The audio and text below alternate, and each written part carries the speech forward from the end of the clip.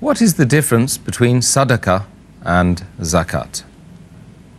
By definition, zakat means to purify, to increase. It means goodness, it means blessing. And sadaqah comes from the root word sidq, which means sincerity.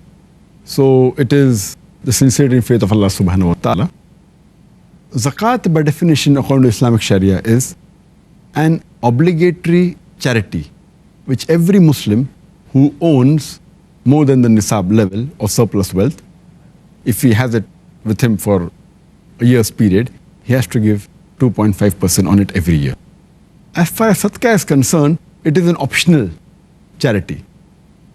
Zakat is also worship of Allah, obeying the command of Allah subhanahu wa ta'ala. Sadaqah is also worship of Allah, it's obeying Allah, but it is voluntary. The major differences between zakat and sadaqah is that there are certain conditions required. For zakat, number one, it is given on certain goods.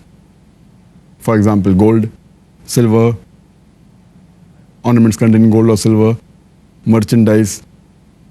It can be business activities, farm produce, cattle, and all the categories. Whereas sadaqah, you don't have to possess any wealth that you have to give sadaqah. It can be just given sadaqah.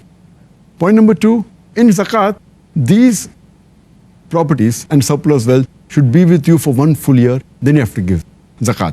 Sadaqah, there is no necessity of any particular wealth being with you for such and such a period. You can just give it without any time period. Point number three, you should have a nisab level of these wealth.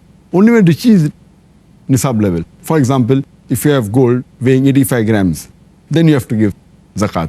Or silver, 595 grams. If it's less than that, no zakat is there. Sadaqah, irrespective of the property you have, less, more, irrespective, you can give voluntary. The other difference is zakat can only be given to the 8 categories who are permitted to receive zakat in the Quran. Surah Tawbah, chapter number 9, verse number 60, the poor people, the needy, etc., which we discussed earlier. Sadaqah, it can be given to anyone. It can be given to the categories of zakat, it can be given to the categories outside zakat. There is no limitation, no binding whatsoever. Point number 5. If a person who is liable to pay zakat and does not pay zakat and he dies, then his children, his heir, have to see to it that the zakat is paid off. If it's from his property before distributing the wealth, it should be paid off. That's a liability, which is not the case of sadaqah. Person who intends to do sadaqah and he dies, his heirs need not fulfill that. It is his own intention. If they want, they can. It's optional. Number 6, if you don't give zakat, which is the pillar of Islam obligation, it's compulsory, you'll be punished for that. As Allah says in Surah Tawbah, chapter 9, verse number 34-35, you'll be branded with the fire from hell, with that gold on which you haven't paid zakat, which is not the case in sadaqah. Point number 7, zakat cannot be given to the descendants of Muhammad sallallahu alaihi wasallam, which is not the case with sadaqah. You can give it to the Prophet also and to his family. Point number 8, you cannot give zakat to the dependents. A father can't give to the son.